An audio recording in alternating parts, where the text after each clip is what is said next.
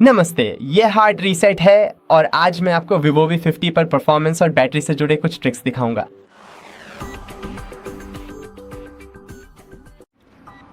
तो सबसे पहले हम गैर ज़रूरी ऐप्स को डिसेबल करने जा रहे हैं। कृपया सेटिंग्स में जाएं और फिर ऐप्स को खोजें। यहाँ है। उदाहरण के लिए मैं इस्तेमाल कर रहा हूँ। कहाँ है मेरे पास? ओह हाँ, देखिए सभी ऐप्स मैं इस्तेमाल कर रहा हूँ। मेरे फ़ोन में कोई भी ऐप्स नहीं है। Oh my God. लेकिन मैं थीम्स का इस्तेमाल नहीं करता उदाहरण के लिए, तो हम इसे डिसेबल कर सकते हैं। लेकिन इस ऐप को मैं डिसेबल नहीं कर सकता। मैं सच में यहाँ कोई भी ऐप डिसेबल नहीं कर सकता। ठीक है, यूट्यूब ऐप को डिसेबल करें। अगर आप इसका इस्तेमाल नहीं करते तो बस डिसेबल कर दें। अगली महत्वपूर्ण चीज़ ये है कि आप जिन ऐप्स का अक्सर और नियमित रूप से इस्तेमाल करते हैं उन्हें तुरंत अपडेट करें, जैसे कि लोकप्रिय यूट्यूब ऐप। हाँ, मैंने अभी इसे अस्थायी रूप से डिसेबल किया है और अब मैं इसे पूरी तरह से अपडेट करना चाहता हूँ, लेकिन अपडेट की प्रक्रिया थोड़ी जटिल है। इससे कुछ अतिरिक्त बैटरी सुनिश्चित होगी। अगली महत्वपूर्ण बात है बैकग्राउंड प्रोसेस को सीमित करना। इसके लिए आपको अपने डिवाइस की सेटिंग्स में जाना होगा और फिर वापस जाना होगा। फिर बैटरी और बैकग्राउंड ऐप्स के अनुभाग पर जाएं।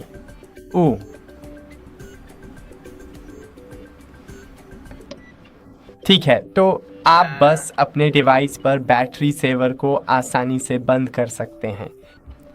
मुझे वह विकल्प नहीं मिला जिसका मैं उपयोग करना चाहता था, लेकिन बैटरी सेवर लगभग वैसा ही है।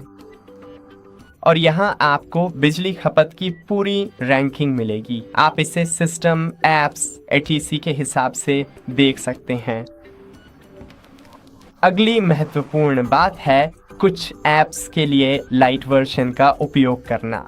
उदाहरण के लिए, जब आप फेसबुक पर जाते हैं तो आप इसे आसानी से इंस्टॉल कर सकते हैं, लेकिन क्या यहाँ इसका वास्तविक साइज दिखता है?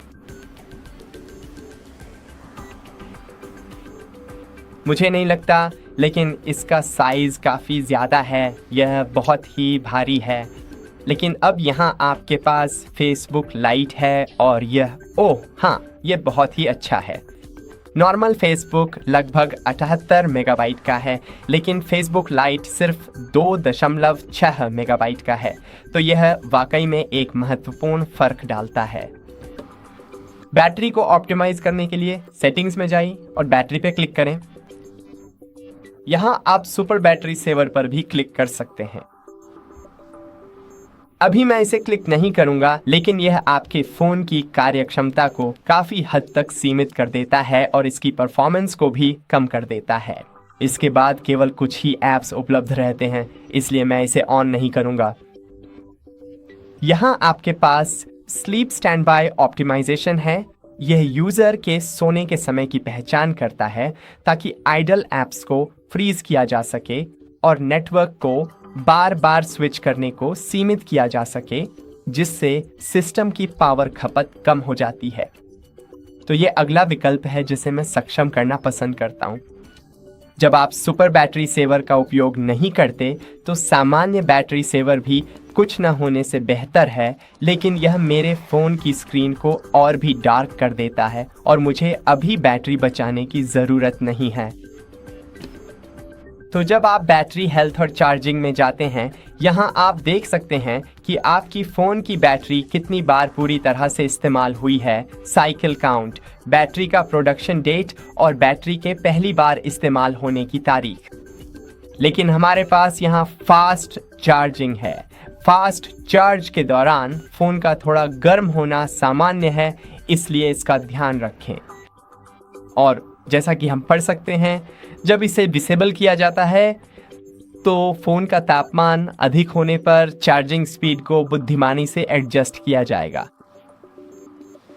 तो बस इतना ही है। मैं केवल यही सलाह दे सकता हूँ कि जब आप वाईफाई का उपयोग नहीं कर रहे हों तो उसे बंद कर दें। जब आप ब्लूटूथ का उपयोग नहीं कर रहे हों तो उसे भी बंद कर दें। जब आप हॉटस्पॉट का उपयोग कर लें तो कृपया उसे भी बंद कर दें। और क्या हमारे पास यहाँ कोई विकल्प है?